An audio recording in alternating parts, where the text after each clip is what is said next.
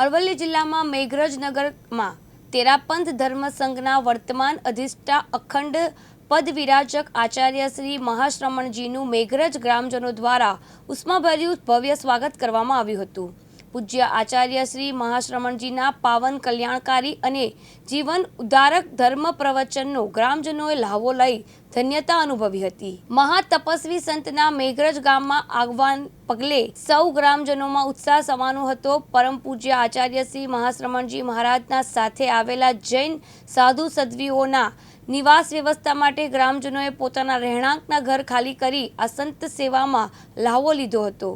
3 દેશના 28 રાજ્યોમાં થઈને સર્વ કલ્યાણ અર્થે 58,000 કિલોમીટરની પદયાત્રાના લક્ષ્ય સાથે ભ્રમણ કરી આવેલા અધિષ્ઠા અખંડ પદ વિરાજક આચાર્ય શ્રી મહાશ્રમણજીનું મેઘરજમાં ભવ્ય સ્વાગત કરવામાં આવ્યું હતું।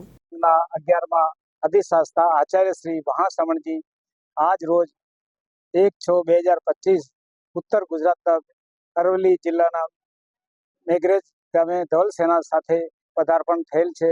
આચાર્ય શ્રી મહાશ્રમણજી જન કલ્યાણ માટે અહિંસા યાત્રા અને અણુવ્રત યાત્રા